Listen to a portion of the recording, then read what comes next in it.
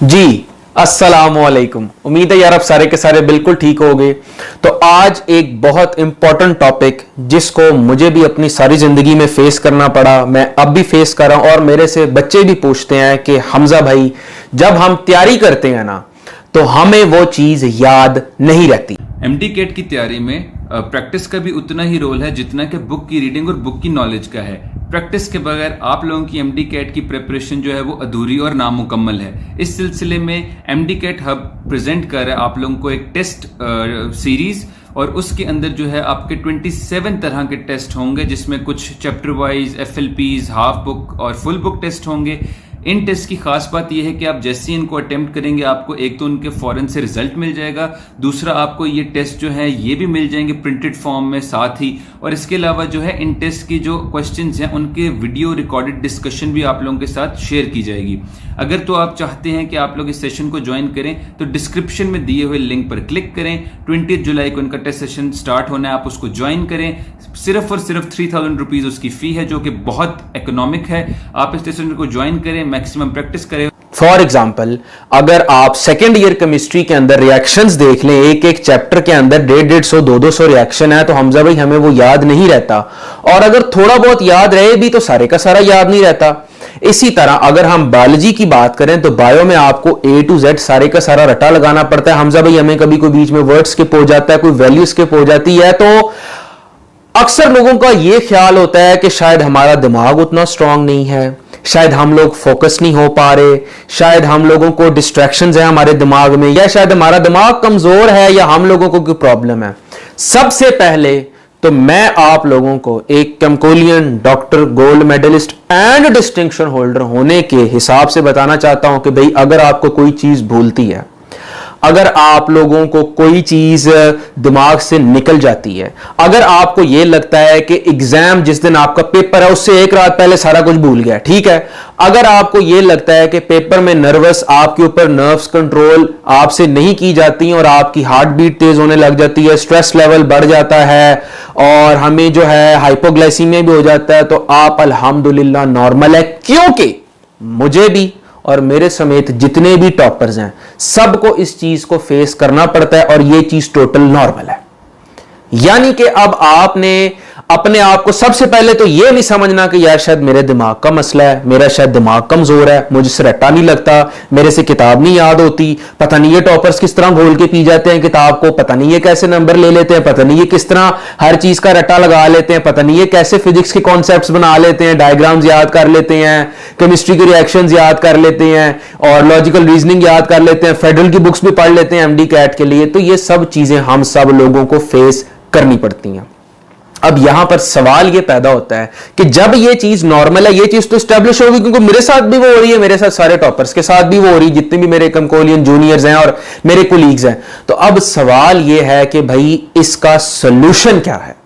मैं आपको एक सिंपल सी एग्जांपल बताता हूं कि मेरे पास एक ये किताब है, इसका नाम है मेडिकॉल। आप इसके सफ़े पढ़ सकते हैं, ये आप सफ़े देख सकते हैं, ये सारे के सारे सफ़े हैं। अब अगर मैं ये चाहूं कि जी ये किताब मुझे ऐसे झट से सारी की सारी मेरे दिमाग के अंदर चली जाए, तो क्या वो चीज पॉसिबल है humanly? The answer is clear cut no. किसी भी चीज को आपके दिमाग के अंदर अल्लाह की जात ने अनलिमिटेड मेमोरी बनाई है। आपका जो दिमाग है वो बहुत वसी है, लेकिन बात सिर्फ इतनी है कि आपने जो आपकी बुक है आपने उसको अपने दिमाग में ट्रांसफर कैसे करना है। यानी कि ये कोई कंप्यूटर तो है नहीं कि यहां से हमने यूएसबी डाली, 5 मिनट में कॉपी पेस्ट करके कंप्यूटर के अंदर मेमोरी के अंदर आ गया। नो। अगर आप चाहते हैं कि जो आपकी बुक्स हैं आपके दिमाग के अंदर आपको हिफ्ज हो जाएं, अगर आप चाहते हैं कि आपको पेपर से पहले वो चीज ना भूले, अगर आप चाहते हैं कि चीजें बुक्स आपकी फिंगर टिप्स पे हो, आपको पेज नंबर भी याद हो कि यार फलाने पेज पे फलानी जगह पे ये चीज लिखी और आपको आंसर फौरन ज़हन में आ जाए, तो इसका तरीका यह है कि practice practice practice, try try try again, ठीक है। और that demands time. Just for example मैं केमिस्ट्री के अंदर मेरे सेकेंड ईयर के अंदर पूरे मार्क्स थे, 100 आउट ऑफ 100, हमारे प्रैक्टिकल्स भी पेपर के अंदर इंक्लूडेड होते थे। तो मैं आपको बताना यह चाहता हूं कि केमिस्ट्री के अंदर चैप्टर नंबर 4 जो उसमें एक चैप्टर के अंदर 150 रिएक्शन है। तो मैं अपने सर से कहता था कि सर मैं पूरी किताब कैसे याद करूंगा। उन्होंने मुझे कहा कि हमजा एक रिएक्शन को 50 दफा लिखो। मैंने कहा सर क्या मतलब? कहते एक रिएक्शन को 50 दफा लिखोगे खुद ही तुम्हारी फिंगर टिप्स पे आ जाएगा। मैंने जब चैप्टर रिवाइज करना, मैंने वाकई 150 रिएक्शन को मल्टीप्लाई करें आप 50 से, मैंने हर रिएक्शन को 50 दफा लिखा, तब जाके वो मेरी फिंगर टिप्स पे आया। तो मैं भी एक्सक्यूज उस टाइम बना सकता था कि यार केमिस्ट्री बहुत मुश्किल है, मेरा दिमाग कमजोर है, मेरा हाफजा नहीं ठीक है, मुझसे रटा नहीं लग रहा, मैं कॉन्सेप्चुअल हूं एंड ब्ला ब्ला ब्ला। लेकिन 50 दफा मैंने लिखा, वो मेरा हिफ्ज हुआ मुझे, और उसके बाद मेरे पूरे 100 में से 100 नंबर आए। तो number 1 is practice, try again. इसका कोई शॉर्टकट नहीं है, कोई ऐसी यूएसबी नहीं है जो मैं आपको कहूं यहां घुसाएं तो आपके दिमाग में सारी जना गुलबत्तियां चल जाएंगी। कोई ऐसी जनाब ऐसी मेडिसिन नहीं है कि मैं कहूं यार फलाना बंदा ये मेडिसिन खा ले तो वो जो है आइंस्टाइन बन जाएगा, और फलाना बंदा जो नहीं खाएगा वो जो है वो परफॉर्म नहीं कर पाएगा। पहली चीज ये है कि आपने प्रैक्टिस करनी है।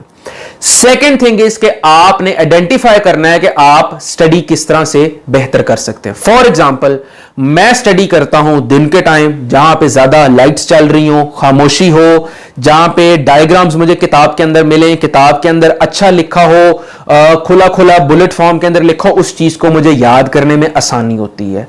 कुछ लोग जो हैं वो नॉवल की तरह मोटी चीजें पढ़ते हैं पैराग्राफ फॉर्म के अंदर, दिन को वो सोते हैं, उनका दिल करता है हम रात को पढ़ें, उनको पिक्चर्स वगैरह याद नहीं होती, उनकी पिक्चर्स और वीडियो मेमोरी अच्छी नहीं होती, वो टेक्स्ट का रट्टा लगा लेते हैं।